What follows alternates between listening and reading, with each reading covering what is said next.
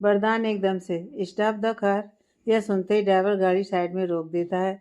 कल्पना वरदान की तरफ देखती है, जैसे पूछ रही हो कि क्या हुआ।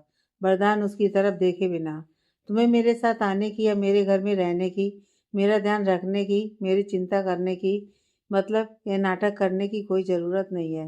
वो सामने तुम्हारा घर है, तुम जा सकती हो। कल तक तलाक के कागज़ भी तुम्हें मिल जाएंगे। अब जाओ यहाँ से, बेरुखी से बोलता है वरदान। कल्पना अभी भी उसकी तरफ देख रही थी, जैसे यकीन करना चाह रही हो कि वरदान के इस रूप पर। वरदान, जो कल्पना का गाड़ी से उतरने का इंतजार कर रहा था, वो गुस्से से आउट। कल्पना को तो अपने कानों पर यकीन नहीं होता कि वरदान उससे ऐसे भी बात कर सकता है, क्योंकि वरदान ने आज तक उससे ऊंची आवाज में बात नहीं की थी। वो अभी भी वरदान को एकटक देखे जा रही थी। वरदान भी उसे ही देख रहा था। वो गुस्से से दांत भींचते हुए, सुना नहीं तुमने? I said go.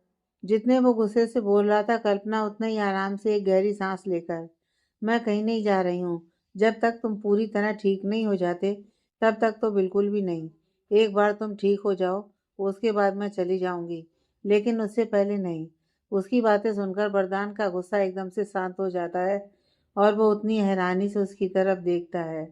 उसे यकीन ही नहीं हो रहा था कि जो कल्पना हमेशा सबसे दूर जाना चाहती थी, इस रिश्ते को ख़त्म करना चाहती थी, वही कल्पना आज उसके साथ रहने को तैयार है, जबकि वरदान खुद चाहता है कि वो उससे दूर हो जाए।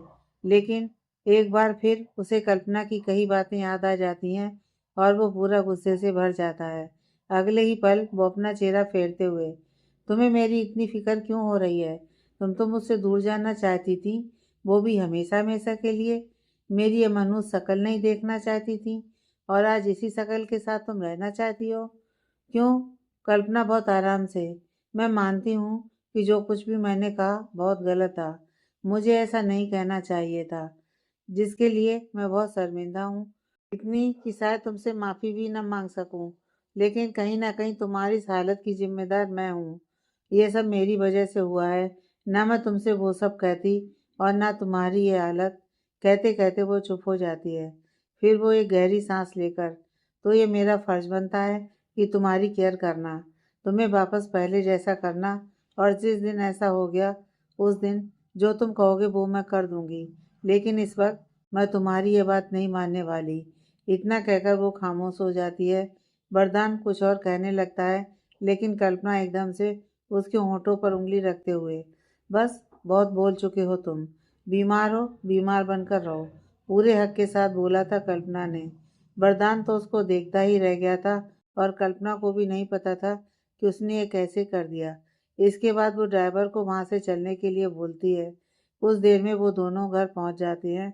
कल्पना ड्राइवर की मदद से वरदान को गाड़ी में से बाहर निकालती है, आराम से उसको व्हील चेयर पर बिठाती है, और फिर उसको घर के अंदर ले जाती है। उसी घर के अंदर जहाँ से वो ये कहकर निकली थी कि आज के बाद वो दोबारा इस घर में कदम नहीं रखेगी, कभी वरदान का चेहरा नहीं देखेगी। लेकिन जिंदगी और किस्मत उसे वापस वहीं ले आई थी, जिस घर में पहले वो बेमन से आई थी, जबरदस्ती आई थी। फर्क इतना था कि आज वो इच्छा से इस घर में वापस आई थी, बेशक इंसानियत के नाते ही सही, लेकिन अपनी मर्जी से जा रही थी। वरदान और कल्पना घर के अंदर आते हैं, जहाँ सारे नौकर वरदान का हालचाल पूछने के लिए खड़े थे। सबको वरदान की कितनी फिक्र थी, यह तो सबके चेहरे ही बता रहे थे। चूंकि वरदान सीढ़ियाँ नहीं चढ़ सकता था, इसलिए उसे नीचे वाले कमरे में शिफ्ट कर दिया गया था। कल्पना उसे अंदर कमरे में ले जाती है और फिर उसे सहारा देकर बिस्तर पर लिटा देती है। वो बड़े आराम से वरदान के पैर सीधे कर देती है, और उसके जिस पैर में लगी थी उसके नीचे तकिया रख देती है, और फिर पतला सा कंबल उस पर डालने लगती है। और ऐसा करते हुए वो वरदान के बेहद करीब हो जाती है, इतनी कि उसकी गर्म सांसें वरदान को अपनी गर्दन पर महसूस हो रही थी, जो उसे एक अलग एहसास करवा रही थी। तभी उसकी नज़रें कल्पना के मांग में चमक रहे सिंदूर पर जाती है। उसे याद आता है कि वो तो कभी सिंदूर लगाती ही नहीं थी, क्योंकि वो तो इस शादी को मानती ही नहीं थी। तो फिर अब उसने ये सिंदूर क्यों लगाया है? वो मन ही मन खुद से सवाल करता है। तब तक कल्पना उसके सर के नीचे भी तकिया रख देती है। इस बीच ना ही वरदान कुछ बोलता है और ना ही कल्पना। तभी गौरव और सुलक्षणा अंदर आते हैं। कल्पना को इस तरह वरदान की परवाह करते देख उसकी करते देख उसे बड़ा अच्छा लगता है, बड़ा सुकून मिलता है। उसे ये देखकर कि चलो कोई तो है जो वरदान का ख्याल रख रहा है, वो मन ही मन दिल से कल्पना को आशीर्वाद देती हैं, पर चेहरे पर सख्ती के भाव रखती हैं। और फिर वो अंदर आते हुए, अभी तक तुमने वरदान के लिए कुछ खाने को नहीं बनाया? तुम्हें पता है ना कि उसे दवाई देनी है? पर नहीं, तुम्हें तो इसकी फिक्र ही नहीं। वो लगभग कल्पना पर बरसते हुए बोलती हैं। वरदान समझ नहीं पा रहा था कि आखिर बुआ कल्पना के पीछे क्यों पड़ी हैं, क्यों बेवजह कल्पना को सुना रही हैं। कल्पना एकदम से, जी वो मैं वरदान को, कहते कहते वो चुप हो जाती है। और फिर धीरे से, जी मेरा मतलब है इनके लिए सूप बनाने ही जा रही थी। वरदान बीच में ही, कोई ज़रूरत नहीं है। और बुआ जी, इस घर में खाना बनाने के लिए सर्वेंट हैं, कल्पना को काम करने की ज़रूरत नहीं है। सुलक्षणा उसे आंखें दिखाते हुए, चाहे हजारों नौकर हों घर में, पर पति के लिए खाना उसकी पत्नी बनाती है तो उनका रिश्ता मजबूत होता है। और तेरे लिए खाना बनाना इसका फर्ज है जो इसे निभाना होगा। अब खड़ी क्या हो, जाओ जल्दी से सूप बना कर लाओ। कल्पना जल्दी से वहां से चली जाती है और वरदान एक बार फिर मन महसूस कर रह जाता है। उसे सुलक्षणा पर बहुत गुस्सा आ रहा था, इतना कि उसका मन कर रहा था कि बुआ से पूछ ले कि वो कब जा रही हैं यहाँ से, पर कुछ सोचकर वो चुप रह गया। गौरव कल सुबह आने का बोलकर वहां से चला गया था। सुलक्षणा भाई वरदान के पास बैठ जाती हैं, पर वरदान उससे कोई बात नहीं करता है। कुछ देर में कल्पना हाथ में सूप का बाउल लिए अंदर आती है। उसे देखकर सुलक्षणा वहां से उठते हुए, चलो अब वरदान को अपने हाथों से पिला भी दो, फिर दवाई भी दे देना। ये कहती हुई वो कमरे से बाहर निकल जाती हैं। उनके जाते ही वरदान कल्पना से, देखो तुम्हें बुआ की बातें मानने की कोई ज़रूरत नहीं है। ये ज़रूरी नहीं कि तुम उनकी हर बात मानो, और ये सिंदूर बिंदूर लगाकर नाटक करने की भी कोई ज़रूरत नहीं है। वैसे भी तुम्हारे लिए चीज़ें, ये रिश्ता कोई मायने नहीं रखता, और अब मेरे लिए भी। तो मत करो ये नाटक, हटा दो इसे। यह कहता हुआ वो अपना हाथ आगे बढ़ाता है उस सिंदूर को हटाने के लिए, पर कल्पना तुरंत उससे पीछे हो जाती है। और उसे खुद नहीं पता कि उसे एकदम से क्या हुआ, क्यों उसे कुछ अजीब लगा जब वरदान उसके माथे पर लगा सिंदूर मिटाने लगा। यह देखकर वरदान हैरान रह जाता है। वो एकदम से, क्या हुआ, तुम इतना ओवर रिएक्ट क्यों कर रही हो? तुम्हारे लिए तो ये सब मायने नहीं रखता ना, ना ये रिश्ता, ना ये सिंदूर।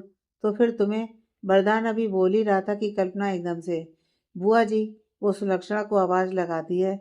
सुलक्षणा भी तुरंत अंदर आते हुए, क्या बात है बहू रानी? कल्पना वरदान की तरफ देखते हुए, देखिए ना बुआ जी, आपके लाट साहब सूप नहीं पी रहे। जब तक ये सूप नहीं पियेंगे तो फिर मैं इनको दवाई कैसे दूंगी? यह सुनते ही वरदान घूर कर कल्पना की तरफ देखता है। इतने में सुलक्षणा एकदम से, क्या बहू को घूर रहा है? मुझसे बात कर, जो करनी है। और ये क्या नाटक लगा रखा है? तूने सूप क्यों नहीं पी रहा तू? सुलक्षणा उसे बोलने का मौका भी नहीं दे रही थी, और वो बस वरदान को सुनाती जा रही थी। वरदान उनके सामने कुछ बोल नहीं पा रहा था।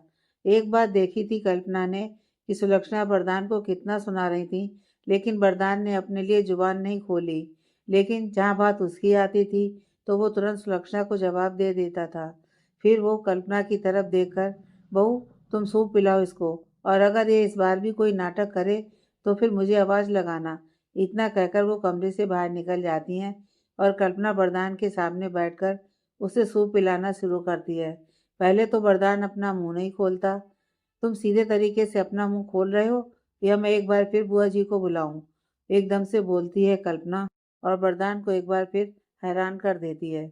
वरदान गुस्से से उसकी तरफ देखते हुए, डरता नहीं हूँ मैं बुआ जी से। इतना कहकर वो सूप पीने के लिए अपना मुंह खोल देता है। पहली बार कल्पना को वरदान के अंदर एक छोटा बच्चा नजर आ रहा था, और उसकी ये हरकतें देखकर, उसका यह जवाब सुनकर वो मन ही मन हंस पड़ती है। दरवाजे की आड़ में छुपकर खड़ी सुलक्षणा दोनों को देख रही थी, और दोनों को देखकर वो बेहद खुश हो रही थी। सही कहा था रंजना ने कि वरदान को कोई संभाल सकता है तो वो सिर्फ कल्पना ही है। यही है जो इसे सही और गलत में फ़र्क समझा सकती है। यही है जो उसके दिल और दिमाग पर छपी गलत फहमियों की परत को हटा सकती है। कुछ भी हो जाए, मैं इन दोनों को अलग नहीं होने दूंगी। इसके बाद वो वहाँ से चली जाती हैं। कुछ देर में कल्पना ने वरदान को सूप पिला दिया था, और उसके बाद उसको दवाई भी दे दी थी। फिर वो उसे सहारा देकर वापस बिस्तर पर लिटाते हुए। अब तुम आराम करो। वरदान कुछ नहीं बोलता, ना ही उसकी तरफ देखता है, बस अपनी आंखें बंद कर लेता है। तभी उसे ख्याल आता है कि कल्पना ने तो खाना खाया ही नहीं। वो कल्पना से कहने ही वाला होता है कि खाना खा ले, लेकिन कहते कहते चुप हो जाता है और मन में, मुझे क्या, खाए या ना खाए, वैसे भी बच्ची थोड़ी है जो इसे ये नहीं पता कि खाना खाना है या नहीं खाना है। ये उसका गुस्सा था, उसकी नाराजगी थी, तो बार बार उस पर हावी हो रही थी। वो अभी ये सब सोच ही रहा था कि तभी एक नौकर खाने की थाली लेकर कल्पना के पास आता है और वो थाली उसके सामने रखते हुए, ये सुलक्षणा मैम ने आपके लिए खाना भिजवाया है और बोला है कि पूरा खाना खत्म करना है। यह सुनकर वरदान को थोड़ी तसल्ली होती है, लेकिन वो इस बात को मानने को तैयार नहीं था। कल्पना खाने की थाली देखती है और एकदम से, इतना सारा खाना, यह तो बहुत ज़्यादा है। तभी सुलक्षणा अंदर आते हुए, ज़्यादा हो या कम तुम्हें खाना पड़ेगा, क्योंकि मैं नहीं चाहती कि तुम्हारी लापरवाही की वजह से तुम बीमार पड़ो। तुम्हें तो अपना पूरा ध्यान रखना है। तुम ठीक रहोगी तभी तो वरदान का ख्याल रखोगी। वैसे भी आजकल की लड़कियों का कोई भरोसा नहीं, बीमार पड़ने के लिए कुछ भी कर सकती हैं ताकि उन्हें किसी की सेवा ना करनी पड़े, किसी का ध्यान ना रखना पड़े। एक बार फिर वो कल्पना को सुनाते हुए बोलती हैं। वरदान जो कब से उनकी बात सुन रहा था और अपनी आंखें बंद करके लेटा था, वो एकदम से अपनी आंखें खोलता है और सुलक्षणा की तरफ देखकर, कल्पना ऐसी नहीं है बुआ जी, सोच समझ कर बोलिए। यह सुनते ही कल्पना हैरानी से उसकी तरफ देखती है। वहीं सुलक्षणा उसकी बात पर मन ही मन मुस्कुरा उठती हैं। मैं जानती हूँ मेरे बच्चे कि वो ऐसी नहीं है, तभी तो सब चाहते हैं कि वो तुझसे कभी दूर ना जाए। वरदान को एहसास होता है कि उसने क्या बोला है। वो भी कल्पना की तरफ देखता है और फिर बात बदलते हुए, मेरा मतलब है कि ज़रूरी नहीं कि हर इंसान एक जैसा हो और आप मेरी वजह से बार बार इसको सुनाना बंद कर दीजिए। उसे अपनी जिम्मेदारी का एहसास है। आपको परेशान होने की कोई ज़रूरत नहीं है। अगले ही पल सुलक्षणा अपने चेहरे के भाव सख्त करते हुए, देख वरदान, मेरे सामने अपनी बीवी की तरफदारी तो मत कर। मुझे अच्छे से पता है कि मैं क्या कर रही हूँ क्या नहीं। मुझे तो ये लड़की बिल्कुल पसंद नहीं है।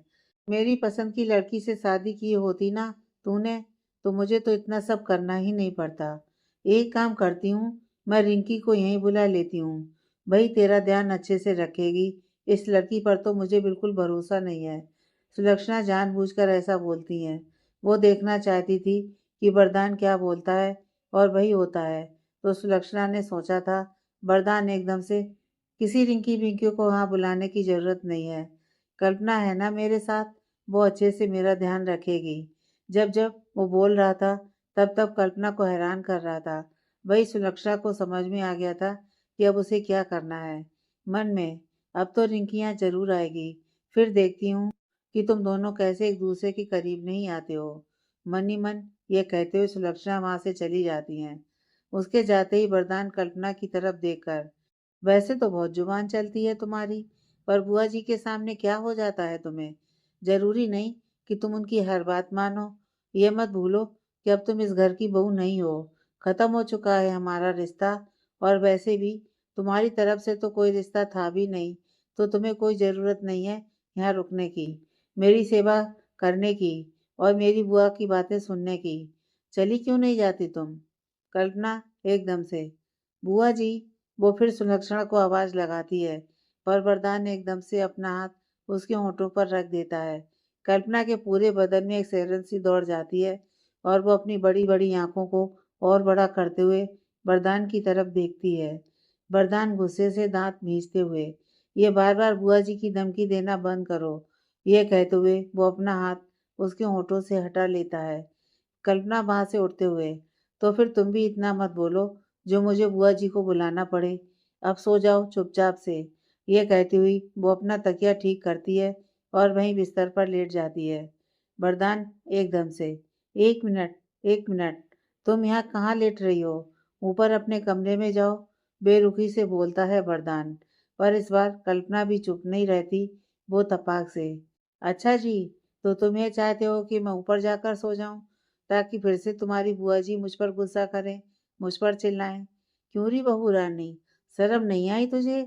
अपने पति को इस हालत में छोड़कर ऊपर कमरे में आराम कर रही है। वो सुलक्षणा की नकल करते हुए बोलती है और ऐसा करते हुए वो एकदम छोटी बच्ची लग रही थी, जिसे देख वरदान मन ही मन हंस पड़ता है, पर वो अपने चेहरे से पता नहीं चलने देता। कल्पना उसकी तरफ देखकर, अब मेहरबानी करके तुम सो जाओ, मैं यहीं हूँ, किसी भी चीज़ की ज़रूरत हो तो मुझसे कह देना। यह कहते हुए वो एकदम से अपना हाथ वरदान के माथे पर रख देती है और उसके माथे को सहलाने लगती है। पहले तो वरदान को यकीन नहीं आता, पर अगले ही पल उसे एक सुकून का एहसास होता है। ऐसा सुकून जो सिर्फ उसे अपनी माँ के साथ मिलता था। उसका दिमाग कह रहा था कि हटा दे इसका हाथ अपने माथे से, और दिल कह रहा था कि नहीं, रहने दे, बेहद सुकून मिल रहा है। दिल और दिमाग में एक जंग सी छिड़ जाती है और आखिरकार दिल दिमाग से ऊपर हावी हो जाता है और वरदान चाहते हुए भी उसका हाथ अपने माथे से हटा नहीं पाता और अपनी आंखें बंद कर लेता है। जल्दी ही उसे नींद आ जाती है। कल्पना न जाने कितनी देर तक उसके माथे को सहलाती रहती है और वो ऐसा क्यों कर रही थी, ये तो उसे भी नहीं पता था। कुछ ही देर में वो भी सो जाती है। अगली सुबह वरदान अभी भी सो रहा था, जबकि कल्पना उठ गई थी। वरदान को सोया हुआ देखकर वो ऊपर अपने कमरे में जाती है और जल्दी से नहाकर नीचे आती है। उसने हरे रंग का ढीला सा सूट पहन रखा था, बालों को बस यूं ही बांध रखा था। मेकअप के नाम पर बस उसकी मांग में सिंदूर चमक रहा था।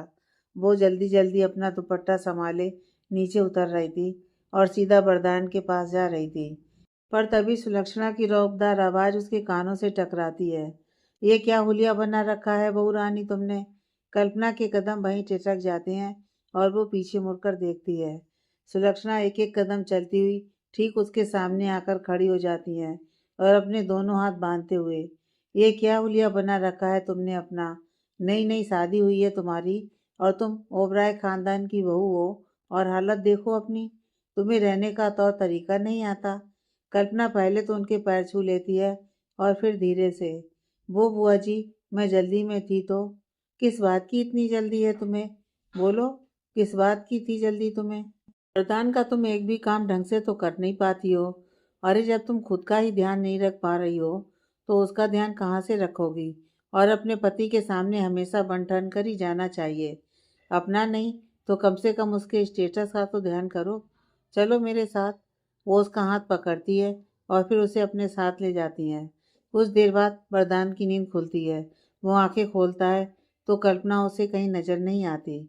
उसे उठकर बैठना था, लेकिन वो अकेले नहीं उठ सकता था। उसे किसी के सहारे की ज़रूरत थी, या हम कह सकते हैं कि उसे कल्पना की ज़रूरत थी। उसकी नज़र चारों तरफ कल्पना को तलाश कर रही थी, लेकिन इससे पहले कि वो उसे बुलाता, तभी सुलक्षणा अंदर आते हुए, अरे उठ गया वरदान, अब कैसा महसूस कर रहा है बेटा? यह कहते हुए वो उसके पास जाती हैं। पहले से ठीक हूँ बुआ जी। फिर वो इधर उधर देखते हुए, कल्पना कहाँ है? वो अभी बोल ही रहा था कि एकदम से कल्पना अंदर आती है और वरदान की नज़रें जाती हैं उस पर। हल्के पीले रंग की डिजाइनर साड़ी, खुले बाल जो कि कमर तक लहरा रहे थे, आंखों में काजल, होठों पर रेड लिपस्टिक, माथे पर छोटी सी बिंदी, गले में मंगलसूत्र, हाथों में चूड़ियाँ। वो इतनी प्यारी और खूबसूरत लग रही थी कि वरदान तो देखता ही रह गया उसको। पलकें तक नहीं झपका रहा था वो, और यह देखकर कल्पना शर्म से लाल हुई जा रही थी। सुलक्षणा दोनों को छोड़कर कमरे से बाहर निकल जाती हैं। वरदान कल्पना की खूबसूरती में इस कदर खो गया था कि उसे कुछ होश ही नहीं था। कल्पना अपने खुले बालों को कान के पीछे करती है, जिससे उसकी चूड़ियां आवाज करती हैं, और उस आवाज से वरदान होश में आता है। वो तुरंत अपनी नजरें फेर लेता है। कल्पना को समझ में नहीं आ रहा था कि वो कैसे रिएक्ट करे। ऐसा ही कुछ हाल वरदान का था। कल्पना तुरंत वहां से जाते हुए, मैं तुम्हारे लिए नाश्ता लेकर आती हूँ, यह कहकर वो बिना उसकी तरफ देखे कमरे से बाहर निकल जाती है। उसके जाते ही वरदान खुद से, यह क्या हो गया था मुझे? मैं सब भूलकर उसे कैसे देख रहा था? क्यों देख रहा था मैं उसे? नहीं, मुझे दूर रहना है उससे। अब कोई रिश्ता नहीं जोड़ना किसी के साथ भी, क्योंकि ये रिश्ते मेरे नसीब में नहीं है। वो मन ही मन बोल रहा था। फिर एकदम से वो अपने सारे ख्याल झटक देता है। तभी उसे याद आता है कि उसे तो कपड़े भी बदलने हैं। वो तुरंत अपने नौकर को बुलाता है और कहता है कि वो उसके कपड़े चेंज कर दे। जी सर, यह कहता हुआ वो वरदान के पास जाकर उसकी शर्ट के बटन खोलने लगता है। अभी उसने एक ही बटन खोला था, तभी सुलक्षणा कमरे में आती हैं और यह सब देखकर वो गुस्से से कल्पना को आवाज़ लगाती हैं, बहू रानी, ओ बहू रानी। कल्पना भागी भागी कमरे में आती है, पर सुलक्षणा उसे बोलने का मौका भी नहीं देती और एकदम से, शर्म नहीं आती तुम्हें? तुम्हारे होते हुए, एक पत्नी के होते हुए वरदान को किसी और की मदद लेनी पड़ रही है। जो काम तुम्हें करने चाहिए वो कोई और कर रहा है। नहीं, अगर तुम वरदान का ख्याल नहीं रख सकती या रखना नहीं चाहती तो बोल दो साफ साफ, मैं तुमसे कुछ कहूँगी ही नहीं। कल्पना कुछ बोल नहीं पा रही थी। वो वरदान की तरफ देखती है। वरदान जो गुस्से से भरा बैठा था, वो एकदम से, आपको हुआ क्या है बुआ जी? क्यों पीछे पड़ी हैं आप कल्पना के? मैंने मना किया है उसे यह सब करने से। क्यों मना किया है? तेरा काम यह नहीं करेगी तो फिर कौन करेगा? फिर वो कल्पना की तरफ देखकर, और तुम्हें तो कुछ एहसास ही नहीं है।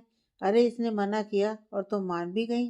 वो तुमसे इतना प्यार करता है, तुम्हारी इतनी परवाह करता है, तुम्हें जरा सी तकलीफ नहीं देना चाहता, पर तुम्हें तो समझना चाहिए ना। अब ऐसे खड़ी मत रहो, जाओ वरदान के कपड़े बदलो। यह सुनते ही वरदान और कल्पना एक दूसरे की तरफ देखते हैं। दोनों ही अजीब फील कर रहे थे। कल्पना के चेहरे पर शर्म के भाव साफ नजर आ रहे थे, जो वरदान और सुलक्षणा दोनों ही देख पा रहे थे। बुआ जी, ये कैसे करेगी? वरदान मना करते हुए बोलता है, पर सुलक्षणा भी कम नहीं थी। वो तपाक से बोलती हैं, क्यों? ये पहली बार देख रही है क्या तुझे बिना कपड़ों के? यह सुनते ही वरदान और कल्पना की तो हालत खराब हो जाती है।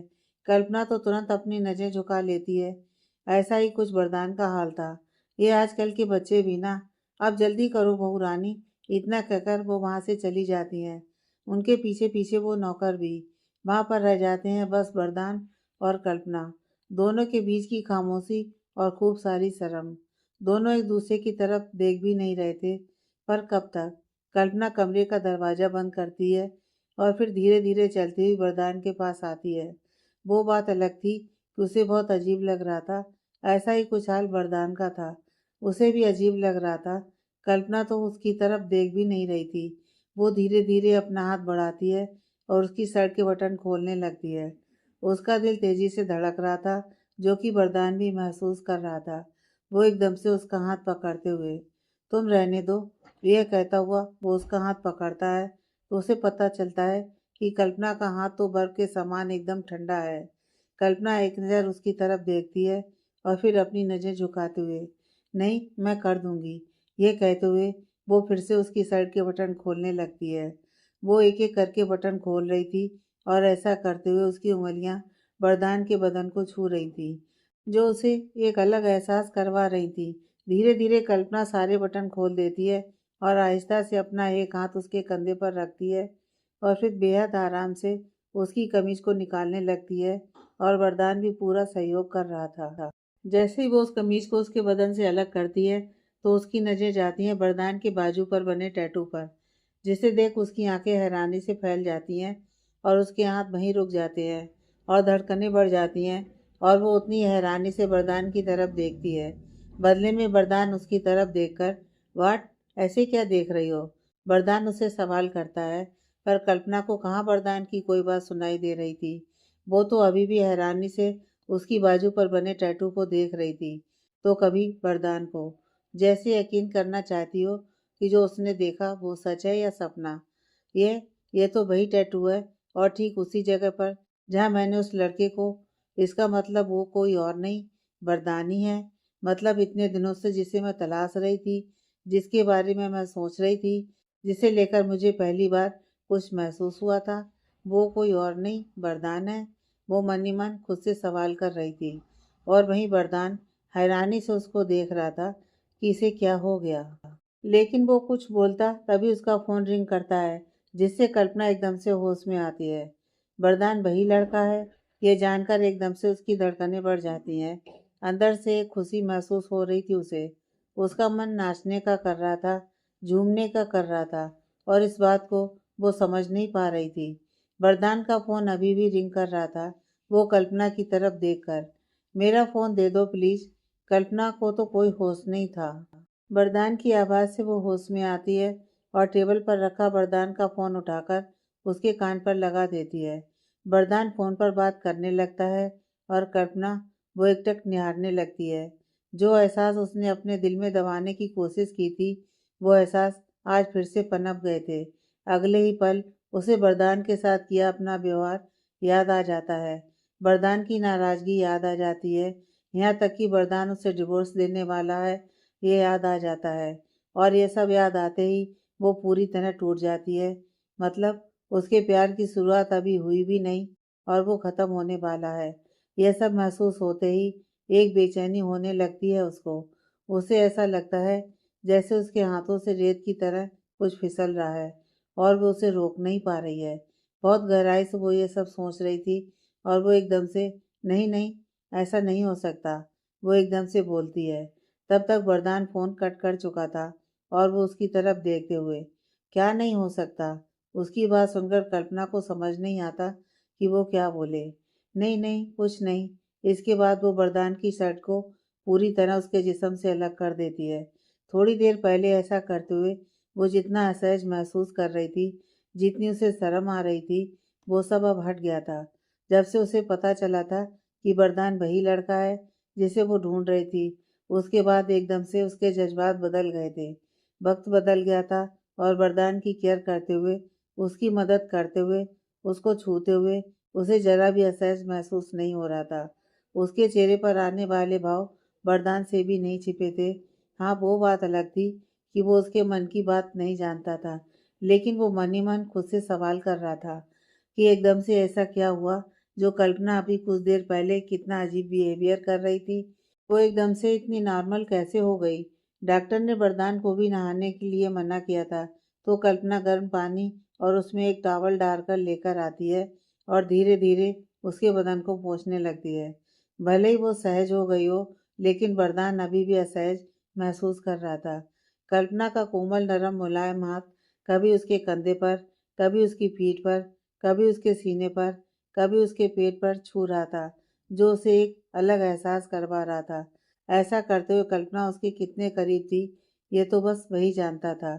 उसका दिल इतनी जोर से धड़क रहा था, जिसकी आवाज़ कल्पना को बाहर तक सुनाई दे रही थी। ऐसा ही कुछ हाल कल्पना का था। उसकी सांसें ऊपर नीचे हो रही थी, जो वरदान को अपनी गर्दन पर महसूस हो रही थी। कुछ देर में कल्पना ने उसके पूरे बदन को पोंछ दिया था। फिर वो थोड़ा सा झिझकते हुए धीरे से, वो तुम्हारी पैंट, बस मुश्किल से इतना ही बोल पाती वो। और उसकी बात सुनकर वरदान के कान खड़े हो जाते हैं। वो धीरे से मना करते हुए, नहीं, उसकी कोई ज़रूरत नहीं है। कल्पना से ज़्यादा तो वो शर्मा रहा था। कल्पना एक बार फिर से, पैंट चेंज करनी है तो मुझे कोई प्रॉब्लम नहीं है, मैं कर देती हूँ। वरदान उसे मना करता है, नहीं, मुझे कोई चेंज नहीं करना, तुम बस मुझे दूसरी शर्ट पहना दो, बड़ी मुश्किल से बोलता है वरदान। कल्पना उसकी दूसरी शर्ट लेकर आती है और फिर आहिस्ता से उसे पहनाने लगती है और एक बार फिर उसके नरम हाथ वरदान की कमर पर, सीने पर घूमने लगते हैं। एक बार फिर वो उसके बेहद करीब हो जाती है। उसका पूरा ध्यान वरदान को शर्ट पहनाने में था। आहिस्ता आहिस्ता वो उसको शर्ट पहना देती है और अब वो उसकी शर्ट के बटन बंद कर रही थी। उसकी नज़रें झुकी हुई थीं, लेकिन वरदान एकटक उसके चेहरे को देख रहा था। इतने गौर से तो आज तक उसने उसे नहीं देखा था। शर्ट के बटन बंद करते करते कल्पना एकदम से अपनी नज़रें ऊपर करती है, तो वरदान को अपनी तरफ इस तरह देखता पाकर अपने अंदर कुछ महसूस होता है उसे। आलम यह था कि ना तो वरदान अपनी नज़रें हटा पा रहा था और ना ही कल्पना। दोनों बेसुध होकर एक दूसरे की तरफ देख रहे थे। दोनों को कोई होश था ही नहीं। तभी सुलक्षणा की आवाज़ आती है, वरदान बेटा देखो तो, तुमसे मिलने कौन आया है। यह सुनते ही वो दोनों ही होश में आते हैं और हड़बड़ा जाते हैं। वरदान खुद पर हैरान था कि वो किस तरीके से कल्पना को देख रहा था और क्यों देख रहा था। वहीं कल्पना की धड़कनें और भी ज़्यादा बढ़ गई थीं। बड़ी मुश्किल से वो खुद पर काबू पाती है और जाकर दरवाज़ा खोलती है। जैसे ही दरवाज़ा खुलता है तो एक पतली लंबी सुंदर सी लड़की फटाफट से अंदर आती है और कल्पना की तरफ कोई ध्यान न देकर सीधा वरदान के पास चली जाती है और उसके बेहद करीब जाकर, वरदान, ये क्या हो गया तुम्हें? तुम ठीक तो हो ना? तुम अपना बिल्कुल ध्यान नहीं रखते ना? भला कोई ऐसे गाड़ी चलाता है क्या? वो कभी उसके चेहरे को, कभी उसके बालों को, कभी उसके कंधे को छू रही थी और लगातार बस बोलती जा रही थी। और कल्पना हैरानी से उसे देख रही थी कि आखिर यह है कौन जो वरदान के साथ इतनी चिपक रही है। वरदान हैरानी से उस लड़की को देख रहा था और वो उसके इस तरह करीब आने से थोड़ा सा असहज हो गया था। वो हल्का सा उससे पीछे होते हुए, come down Rinki, come down, मैं ठीक हूँ। पर वो लड़की कहाँ कुछ सुनने वाली थी। वो रिंकी थी जिसे सुलक्षणा ने बुलाया था। वो एकदम से अपनी कमर पर दोनों हाथ रखते हुए, अरे कहाँ ठीक हो, हालत देखो अपनी। मुझे तो सुलक्षणा दादी का फ़ोन कल ही आ गया था और मैं तो तुरंत घर से निकल पड़ी। अब मैं आ गई हूँ ना, देखना कैसे तुम्हारा ध्यान रखती हूँ, कितनी जल्दी तुम्हें ठीक करती हूँ। पूरे हक के साथ वो बोल रही थी और उसका ये रवैया देखकर, उसका ये वरदान के ऊपर हक जताना देखकर कल्पना अंदर ही अंदर जल रही थी। वरदान एक नज़र कल्पना की तरफ देखता है जो नाराज़गी से उसे देख रही थी। कहीं ना कहीं वो भी उसकी नाराज़गी समझ गया था और वो एकदम से रिंकी से पीछे होते हुए, उसकी कोई ज़रूरत नहीं है। लेकिन इससे पहले कि वो आगे बोलता, तभी सुनक्षा एकदम से अंदर आते हुए, कैसे ज़रूरत नहीं है? अरे भाई, तेरी बीवी पर तो मुझे ज़रा भी भरोसा नहीं है। इसके तो अपने काम ही ख़त्म नहीं होते और ना ही ये अच्छे से तेरा ध्यान रखती है। इसलिए मैंने रिंकी को बुलाया है। अब वो तेरे साथ रहेगी, तेरा ध्यान रखेगी। वरदान कुछ बोलने लगता है लेकिन सुलक्षणा बीच में उसे अपना हाथ दिखाकर चुप करवाते हुए, बस अब अपनी बीवी की तारीफ में मेरे सामने तो कुछ मत बोलना। मैंने जो अपनी आंखों से देखा, जो महसूस किया, वही बोला। कल्पना अभी भी घूरकर कभी वरदान को देख रही थी तो कभी रिंकी को। उसका बस नहीं चल रहा था, नहीं तो वो क्या कर देती। सुलक्षणा कल्पना के चेहरे पर आने वाले भाव को देख रही थी और मन ही मन हंस रही थी। वो मन में, मैं जानती हूँ कि तुम दोनों को कैसे लाइन पर लाना है। अगले ही पल वो अपने चेहरे पर सख्ती के भाव लाते हुए कल्पना की तरफ देखकर, अब तुम यहाँ पर खड़ी खड़ी क्या कर रही हो?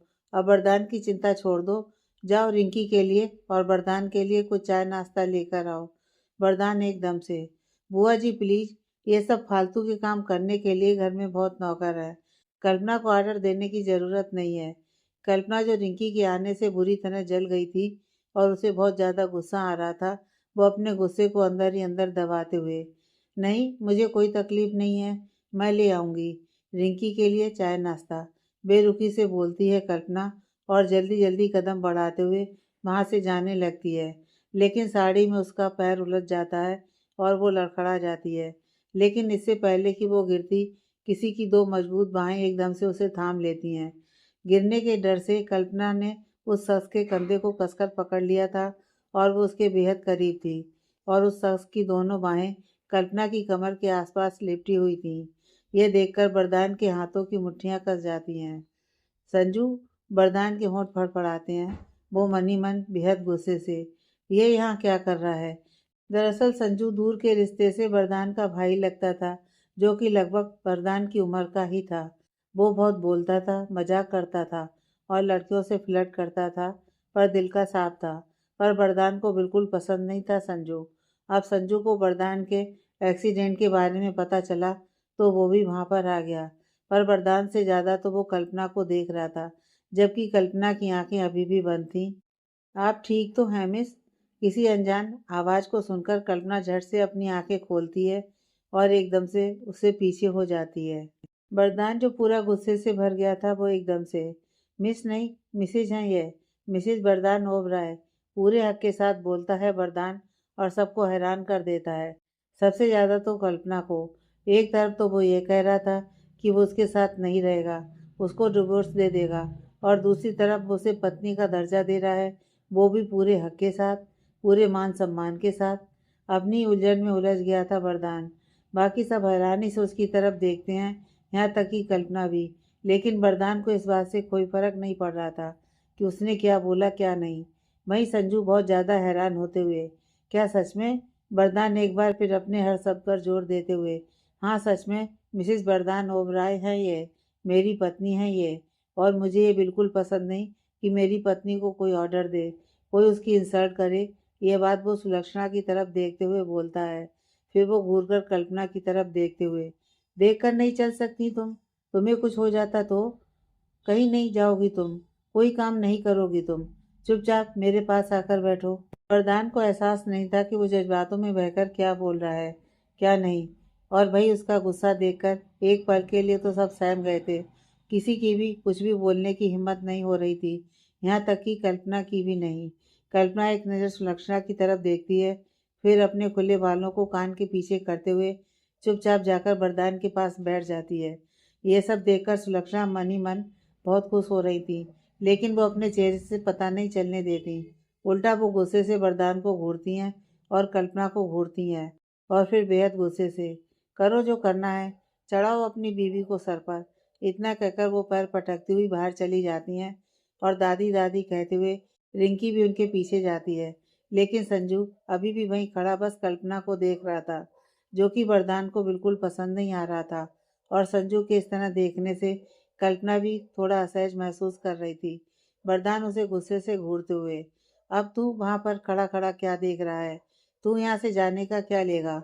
और सबसे बड़ी बात, तू आया ही क्यों यहाँ पर? वो गुस्से से उस पर गरजता है। पर संजू अपने कूल अंदाज में, गुस्सा क्यों करता है यार? मैं तो तेरा पता लेने आया था। तेरा एक्सीडेंट हो गया था तो तुझे देखने आया था, पर तू तो आते ही मुझ पर बिगड़ने लग गया। लेकिन यह सब छोड़, भाभी बड़ी सुंदर ढूंढी है तूने। पहले तो मुझे यकीन ही नहीं हुआ कि आप शादीशुदा भी हो सकती हैं। मुझ बेचारे का तो दिल ही टूट गया। वो अपने दिल पर हाथ रखते हुए बोलता है। बदले में कल्पना हैरानी से उसकी तरफ देखते हुए, जी। जबकि वरदान अंदर ही अंदर गुस्से से भरता जा रहा था। उसका बस नहीं चल रहा था, वरना वो संजू को खुद कमरे से बाहर निकाल देता। वो कल्पना की तरफ देखते हुए, तुम इसकी बातों पर ध्यान मत दो, यह तो कुछ भी बकवास करता है। लेकिन संजू भी कहाँ पीछे रहने वाला था। वो एकदम से कल्पना के पास जाकर, हाँ भाभी, मेरी बातों पर ध्यान मत दो, पर इसकी बोरिंग बातों पर ध्यान दो, जो शब्द भी नाप तोल कर बोलता है, जैसे टैक्स लगता हो बोलने में। और हंसना, हंसना तो इसने कभी सीखा ही नहीं। मैं तो हैरान हूँ, इस बोरिंग इंसान के साथ आप कैसे रह सकती हैं। पर कोई बात नहीं, अब मैं आ गया हूँ ना, आपको जरा भी बोर नहीं होने दूंगा। जैसे जैसे वो बोल रहा था, वैसे वैसे वरदान का गुस्सा बढ़ता जा रहा था। लेकिन कल्पना को मन ही मन हंसी आ रही थी, क्योंकि वो समझ गई थी कि संजू साफ दिल का अच्छा लड़का है। लड़कियों को बहुत जल्दी समझ आ जाता है कि कौन हमको किस नज़र से देख रहा है, किस तरीके से उनसे बात कर रहा है। उसकी नज़रें वरदान के चेहरे पर जाती हैं, जहाँ जलन के भाव साफ नजर आ रहे थे। और ऊपर से वरदान का उसे पूरे हक के साथ अपनी पत्नी कहना, वो तो अभी भी कल्पना के कानों में शोर कर रहा था और उसे एक अलग एहसास करवा रहा था। फिर बस क्या था कि वो भी संजू की हाँ में हाँ मिलाते हुए, बिल्कुल सही कह रहे हो आप, यह सच में बहुत बोरिंग इंसान है, और बोलते तो बिल्कुल ही नहीं है, और जब बोलते हैं तो मुझे मासूम को डरा देते हैं।